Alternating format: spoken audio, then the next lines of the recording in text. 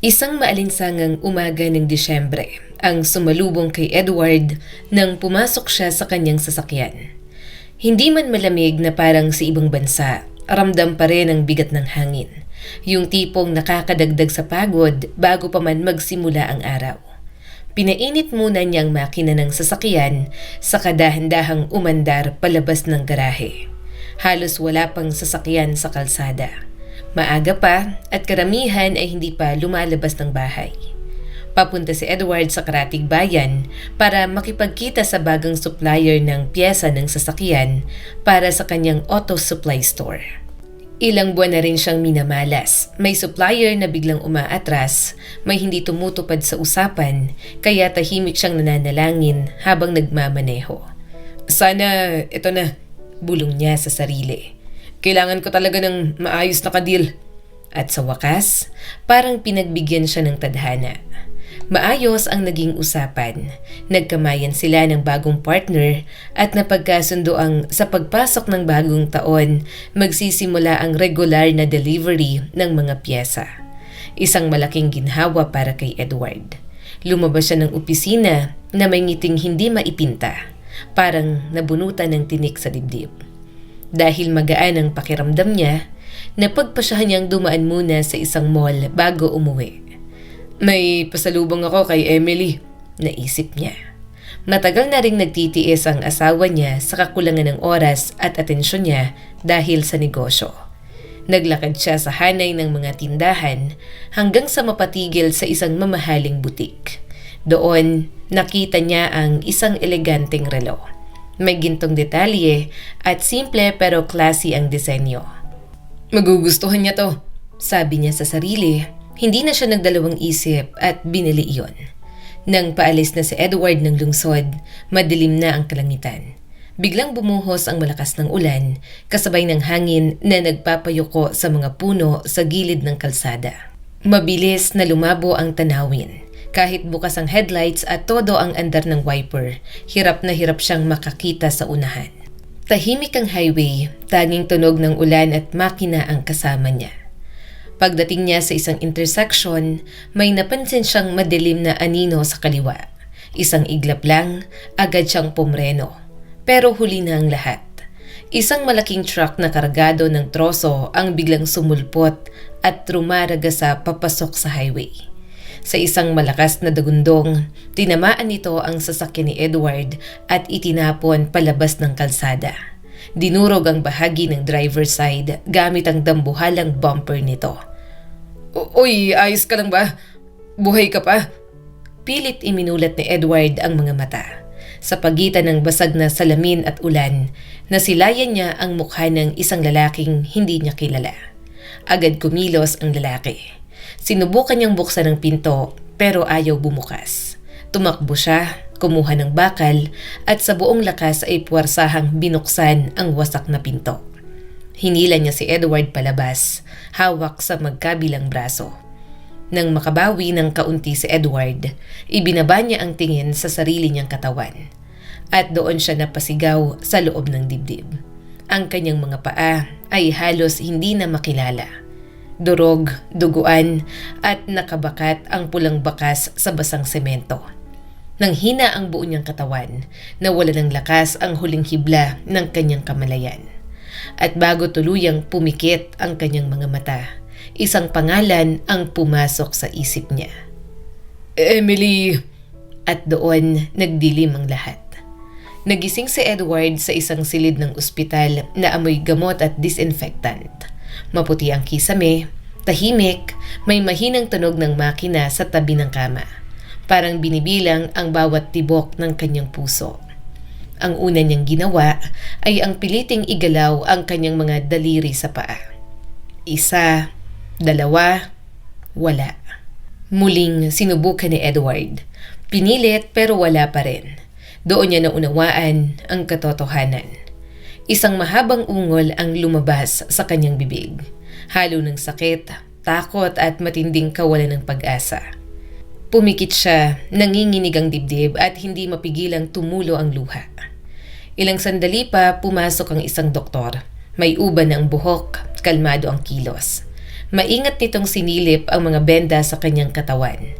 Sinuri ang mga chart at nang makita ang pait sa mukha ng pasyente, marahan siyang nagsalita. "Sandali lang, kumalma ka muna," wika ng doktor. "Hindi ito ang pinakamasamang maaaring nangyari. Marami kang nawalang dugo at sa totoo lang, himala na buhay ka pa." Hindi sumagot si Edward. Nakatingin lang siya sa kawalan, parang may nawawalang bahagi ng sarili niya na hindi na kailanman maibabalik. Bandang gabi, dumating si Emily. Namumugto ang mga mata. Nanginginig ang mga kamay. Tahimik siyang umupo sa tabi ng kama at mahigpit na hinawakan ang kamay ng kanyang asawa. Ramdam ni Edward ang init ng palad niya. Isang init na matagal na niyang hindi naramdaman. Tumingin siya kay Emily at biglang naalala ang relo. Yung relo na binili niya sa butik, yung regalong hindi na niya naibigay. Napangiti siya ng mapait at napaungol. "Dumaan pa ako sa tindahan para bilhan ka ng relo," mahina niyang sabi. Sana umuwi na lang ako agad." Hawak ni Emily ang kamay niya, mas mahigpit na ngayon. "Edward, magiging okay din ang lahat," bulong niya. "Huwag ka mag-alala, magkasama tayo." Biglang uminit ang ulo ni Edward. Humigpit ang panga niya. "Anong okay?" Irritable niyang sagot. "Sino pa ang may kailangan sa akin ngayon?" Tumalikod siya at pilit tinatago ang luha. "Sabihin mo kay Greg, siya nang mag-manage ng tindahan," dagdag niya at malamig ang tono. At tuluyan siyang humarap sa pader. Makalipas ang ilang linggo, na-discharge na si Edward mula sa ospital. Sa halip na bumalik agad sa lungsod, iminungkahi ni Emily na pansamantala silang tumira sa lumang bahay ng yumaong lolo ni Edward. Sa labas ng syudad, tahimik, napapaligiran ng mga puno, malayo sa ingay at awa ng ibang tao. Nag-isip sandali si Edward at pumayag. "Baka mas mabuti nga," naisip niya. "Walang makakakita sa akin doon." Inimpake ni Emily ang mga gamit ng asawa sa isang maleta. Muli niyang inialok. "Edward, kukuha na lang tayo ng caregiver kahit pansamantala lang." Biglang nagbago ang ekspresyon ni Edward. "Hindi ko kailangan ng alalay." Pinilit niyang bumangon mula sa kama para patunayan ang sarili. Pero isang matinding kirot sa ibabang likod ang tumama sa kanya. Dahilan para mapabalik siya sa higaan. Napapikit siya, nagngingit-ngit ang ngipin at pilit pinipigilan ng sigaw. Maya-maya, muling nag-ipon ng lakas si Edward. Dahan-dahan, masakit ngunit determinado, lumipat siya papunta sa wheelchair. Tumingin siya kay Emily, may halong pride at galit sa mga mata. "Kita mo?" sabi ng tingin niya. "Kaya ko." At walang lingon-lingon, lumabas siya ng silid. Pagdating nila sa bahay ng kanyang lolo, tila walang nagbago. Simple ang lahat, lumang sahig na kahoy, mga kasangkapang halatang pinaglumaan. Pero may kakaibang ganda. Isang katahimikan na parang yumayakap sa kaluluwa. Huminto ang wheelchair ni Edward sa harap ng lumang larawan ng kanyang lolo. Napatingin siya roon at biglang bumalik ang mga alaala. 5 taon na mula nang pumanaw ang matanda, pero malinaw pa rin sa isipan ni Edward ang itsura nito. Ang mukhang may makakapal na balbas, ang gusot na lumang damit pang trabaho, may mancha ng langis, gasolina at sigarilyo. Yun ang suot ng lolo niya halos araw-araw. Tinatanggal lang kapag lalabhan. Tahimik si Edward ngayon sa gitna ng katahimikan ng lumang bahay. Parang naroon muli ang lolo niya. Nakatingin, nakamasid at naghihintay. At sa kauna-unahang pagkakataon mula nang siya ay maaksidente, hindi siya nakaramdam ng galit, kundi pangungulila. 5 taon nang nakalipas mula nang pumanaw ang lolo ni Edward. Pero hanggang ngayon, ramdam pa rin niya ang pangungulila. Sa katahimikan ng lumang bahay, mas lalo itong bumibigat. Parang bawat sulok ay may alaala. Habang nakatitig siya sa lumang larawan ng matanda, inalis siya ng kanyang isip patungo sa mas malayong nakaraan. Panahong buhay pa ang kanyang ina, bago pa siya tinamaan ng cancer na unti-unting kumuha sa kanya. Naalala ni Edward ang mga umagang puno ng amoy ng almusal. Araw-araw, gigising siya sa tunog ng kawali. Pancake na malambot at carrot fritters na paborito niya. Kumain ka muna bago pumasok, laging sabi ng ina niya noon. Ngayon, parang napakalapit ng lahat ng alaala. Parang isang iglap lang ang pagitan ng noon at ngayon. Dahil doon, lalo siyang nagkulong sa sarili. Tahimik lang siyang nakaupo sa wheelchair, nakatitig sa kawalan, para bang wala nang pakialam sa oras. "Edward, naririnig mo ba ako?" Tawag ni Emily. Parang nagising siya sa isang mahaba at malalim na panaginip. "Baka aalis na ako mamaya," dagdag ng asawa niya.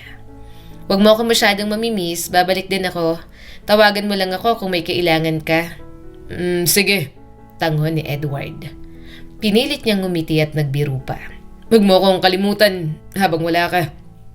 Pero napaatras si Emily at tila nasaktan. "Bakit mo nasasabi yan?" Sabi niya, may halong tampo. Lumapit siya, hinalikan ng noo ni Edward sa katahimik na lumabas ng bahay.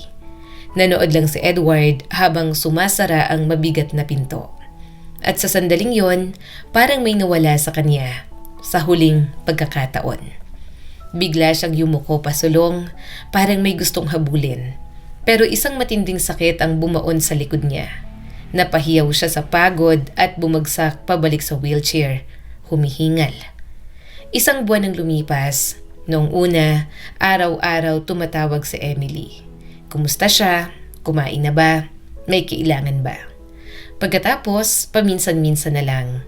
Hanggang sa wala na. Isang mabigat na kaba ang sumiksik sa dibdib ni Edward. Sinubukan niyang tawagan si Emily.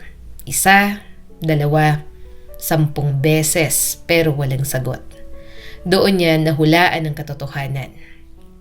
"Iniwan niya na ako," bulong ng isip niya. "Pinili na niyang mabuhay nang wala ako." Makalipas ang ilang araw, tumigil na rin siya sa pagtawag. Sa kaibuturan ng puso niya, naiintindihan niya si Emily. Hindi lahat ng kayang pasanin ang isang lalaking wasak ang katawan at puno ng galit. Pero kahit naiintindihan niya, ang sama ng loob ay nanatili. Parang lason na gumagapang sa kanyang puso. Hindi siya tinantanan araw at gabi. Isang gabi, habang nilalamon ng mabibigat na isip, bigla niyang narinig ang pag-uga ng tarangkahan sa labas. Napatingin siya sa bintana. Madilim na ang paligid at wala siyang makitang kahit sino. "Imahinasyon ko lang siguro," sabi niya sa sarili. Paupo na sana siyang muli nang may kumatok sa pinto. Malinaw at totoo. Napabuntong hininga si Edward. "Bukas yan, pasok!" sigaw niya. Habang pinipigil ang kaba, nagtataka siya kung sino ang dadalaw sa kanya ng ganoong oras. At doon, nagsimula ang isang pagbabago na hindi niya kailanman inasahan. Dahan-dahang bumukas ang pinto. At laking gulat ni Edward nang makita kung sino ang nasa bungad. Si Penelope, ang kanyang kapitbahay. Maliit ang pangangatawan nito, payat at simple ang suot. Walang arte, walang kolorete. Saglit siyang sinipat ni Edward mula ulo hanggang paa. Saka itinuro ang upuan sa may mesa. Hudyat na maupo siya.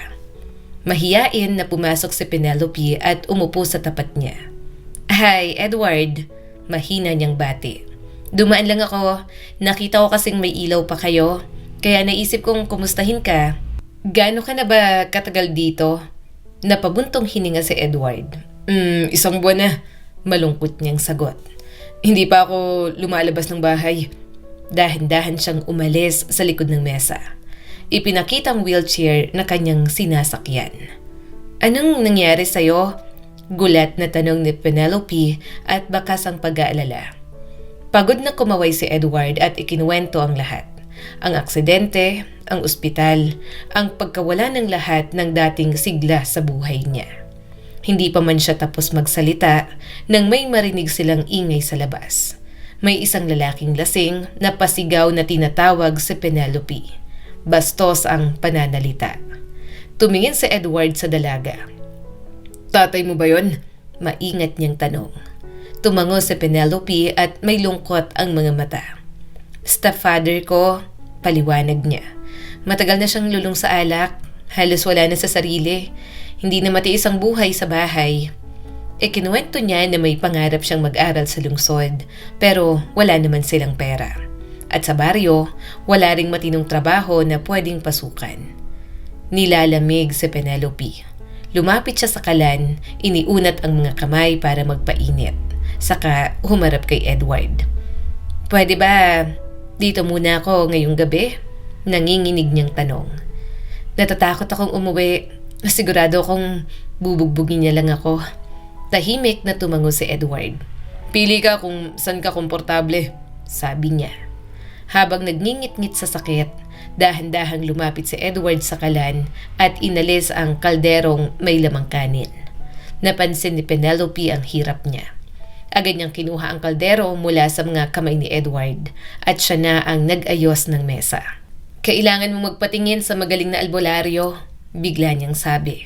"Dinadayo siya ng mga tao mula sa iba't ibang lugar. Aayusin niyang likod mo." Napatawa si Edward. "Yung mangkukulam? Yung matandang nakatira sa gubat?" Umirap si Penelope. "Hindi siya mangkukulam," mariin niyang sagot. "Healer siya." Nagkwento pa si Penelope. "Nung nakaraang tag-init, na-dislocate ang binti ko. Siyang tumulong. Hanggang ngayon, wala kahit bakas ng sakit." Kumaway lang si Edward. Nangakong dadalaw balang araw. Saka niyaya si Penelope na kumain upang mailihis ang usapan. Isang buwan nang lumipas, araw-araw nang dumadalaw si Penelope. Tumutulong sa gawaing bahay. Nakikipagkwentuhan habang nagkakape o nagtsatsaa. At unti-unti napupuno ng ingay at buhay ang lumang bahay. Isang araw, isinama ni Penelope ang manggagamot. Tahimik ang matanda, hindi nagsalita ng marami. Agad niyang sinuri si Edward. Dahan-dahang dumaan ang mga daliri niya sa gulugod nito. Bigla niyang pinisil ang isang bahagi ng likod. Napakasakit. Muntik nang mawala ng ulirat si Edward.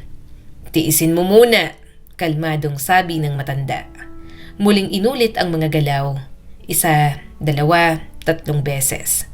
Pagkatapos, marahang tinapik ng albularyo ang likod ni Edward. "Tapos na. Hindi ka na masasaktan."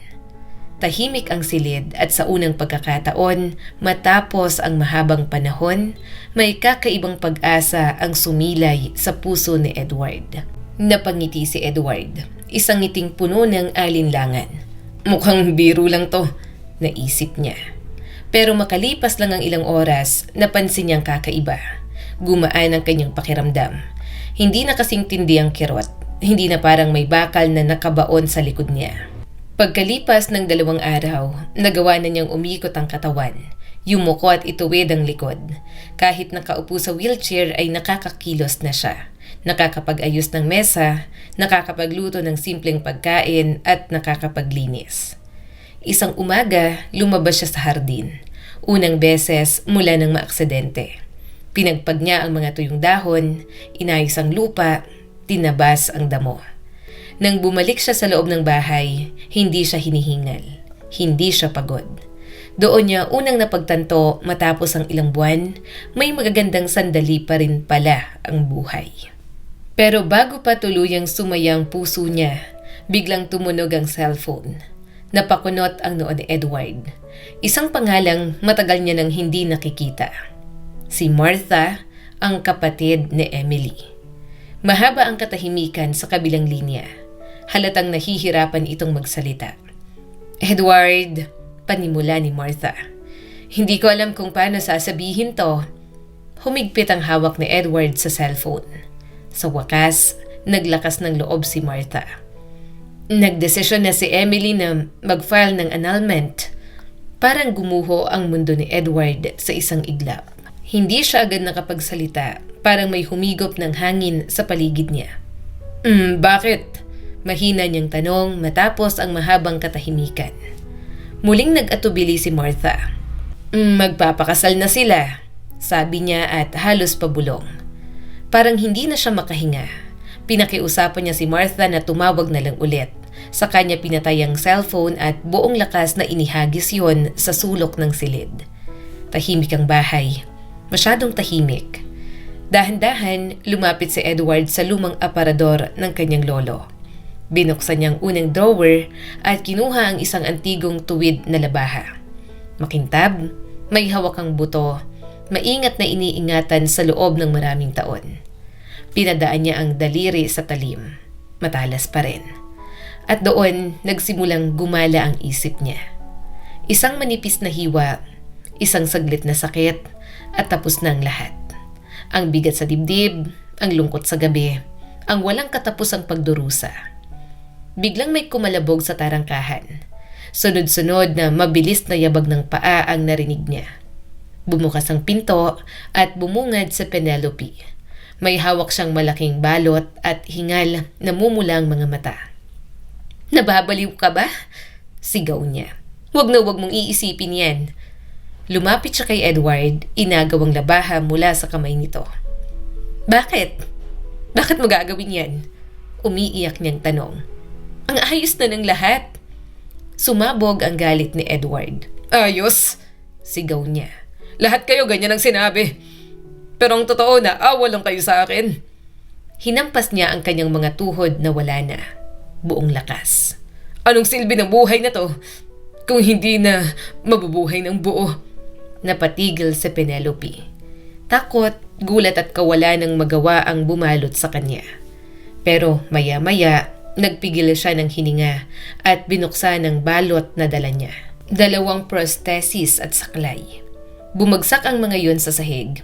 Ito ang pinapadeliver ni Aunt Helen," nauutal na sabi ni Penelope. "Para sa'yo." Lumuhod siya sa harap ni Edward at isa-isang ikinabit ang prosthesis sa kanyang mga binti. "Galing to sa yumaon niyang asawa," paliwanag niya.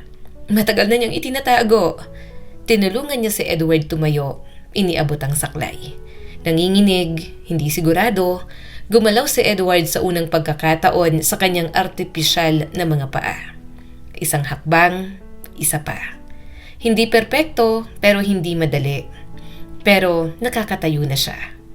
"Ayos!" Masayang sabi ni Penelope at may luha pa sa mga mata. "Kita mo? Ang galing mo!" Tahimik si Edward pero sa loob ng dibdib niya, may isang bagay na matagal ng patay na unti-unti muling nabubuhay.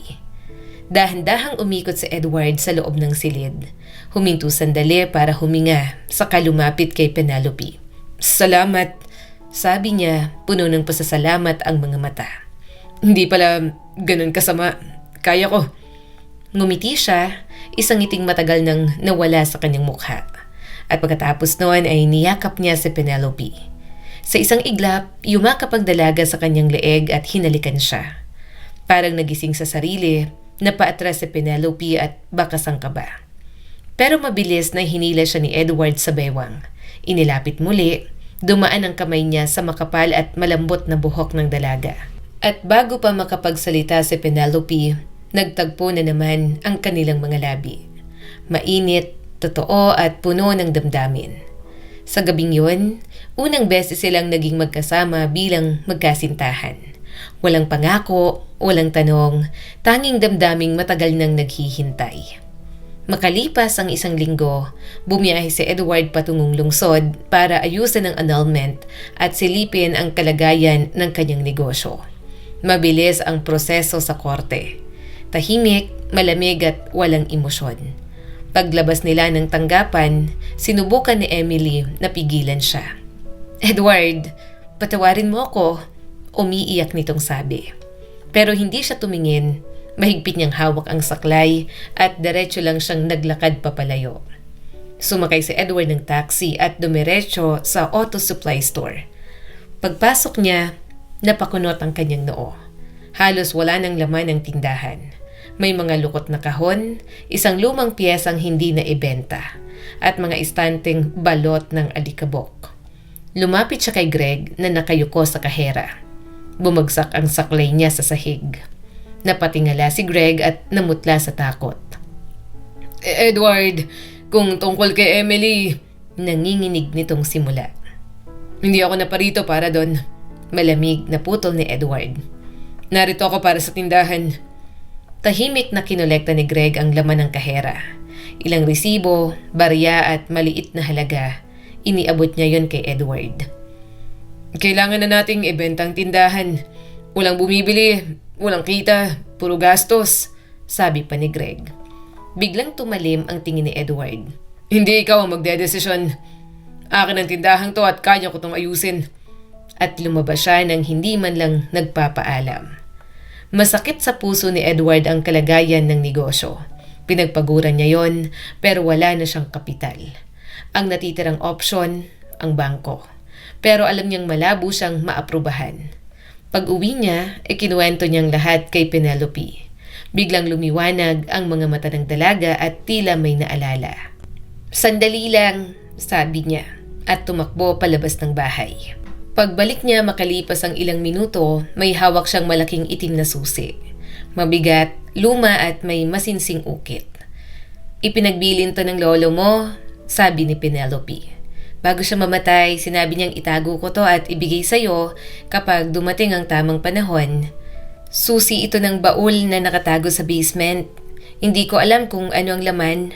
Napangiti si Edward. Bukas natin alamin, sabi niya. Kinabukasan, may dalang flashlight si Edward. Sumunod ka sa akin, utos niya kay Penelope. Sa kusina, binuksan niyang mabigat na takip ng lumang bodega. Dahan-dahang bumaba, saka tinawag ang dalaga. Pagbukas ng ilaw, nahawi ang dilim. Sa isang sulok, may bakas ng tinibag na pader. Tinanggal nila ang mga kahoy at nahila palabas ang isang maliit na baul na bakal.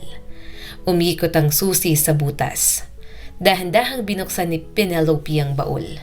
Sa loob, isang maliit na supot na may tali. Ibinuhos ni Edward ang laman nito sa kanyang palad. Nilapit ni Penelope ang flashlight at napahinto sa paghinga. Mga tunay na diamante. Mga mamahaling bato, kumikinang naglalaro ang kulay at parang bituin sa palad ni Edward. Para silang nasa panaginip. Sa wakas, kumuha si Edward ng pinakamalaking ruby at iniabot kay Penelope. Sa'yo to, namangha ang dalaga habang tinitingnan ng bato.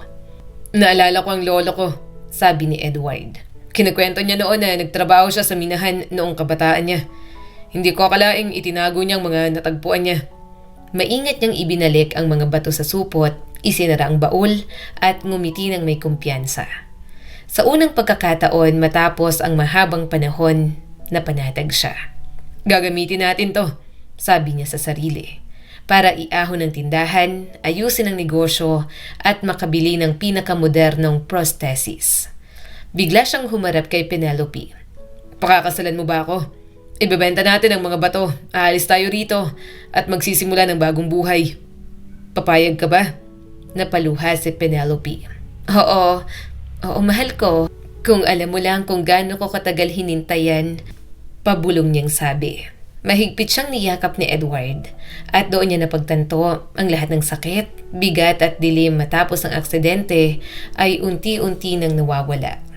Dahil minsan, ang pag-ibig ang siyang nagbabalik ng liwanag, nagpapalimot sa pagtataksil, panghihinayang at kawalan ng pag-asa, at muling pinupuno ng kaluluwa ng pag-asa at saysay ng buhay. Makalipas ang ilang buwan, tuluyan ang nagbago ang takbo ng buhay ni Edward. Sa tulong ng mga hiyas na iniwan ng kanyang lolo, naiahon niya sa pagkalugi ang auto supply store. Unti-unting bumalik ang mga customer, napalitan ang mga lumang piyesa at muling naging buhay ang tindahan na minsang iniwan ng pag-asa. Nakabili rin siya ng pinakamodernong prosthesis, mas magaan, mas matibay at mas akma sa kanyang pangangailangan. Hindi niya man naibalik ang dating katawan, naibalik naman ang kanyang dignidad at kumpiyansa. Ngunit higit sa lahat, hindi na siya nag-iisa. Sa Penelope na minsang kumatok sa pinto bilang takot na kapitbahay, ngayon ay kasama niya sa bawat umaga at gabi. Sa hirap at ginhawa, sa sakit at paghilom. Sa piling niya, natutunan ni Edward na ang pag-ibig ay hindi habag, hindi awa, kundi pagpiling manatili kahit mahirap. Isang simpleng kasalang ginanap, walang engrandeng handaan, walang marangyang dekorasyon ngunit puno ito ng katapatan, pasasalamat at bagong pangarap. Habang nakatanaw si Edward sa hardin ng lumang bahay ng kanyang lolo, naisip niya ang lahat ng dinaanan niya Ang aksidente, ang pagkawala, ang pagtataksil, ang pagnanasang sumuko. Kung noon ay sinabi sa kanya na may liwanag pa sa dulo ng lahat ng yon, hindi siya maniniwala. Ngunit ngayon, nakatayo siya roon, buhay na patunay. Ang kwentong ito ay nagpapaalala sa atin. Hindi lahat ng nawawala ay katapusan. Minsan, yon ang simula. Ang tunay na pag-ibig ay hindi umaalis kapag nasira ka, kundi mas pinipiling manatili habang binubuo ka muli. Laging tatandaan, may mga taong mawawala kapag bumagsak ka at may mga taong darating para tulungan kang tumayo. Ang halaga ng tao ay hindi nasusukat sa lakas ng katawan, kundi sa tibay ng loob at kakayahang magmahal muli. At kung dumating man ang sandaling maramdaman mong wala ka ng silbi, wala ng patutunguhan at wala ng pagmamahal, alalahanin mo ang kwento ni Edward. Dahil minsan, isang katok lang sa pinto ang pagitan ng ganap na dilim at ng bagong buhay na hindi mo inaasahan. Ang kwentong ito ay isang paalala na hanggat may pag-ibig, may pag-asa. Muli, ako po si Skylar Guro at sana may bago na naman kayong natutunan sa kwento natin ngayon. Maraming salamat po.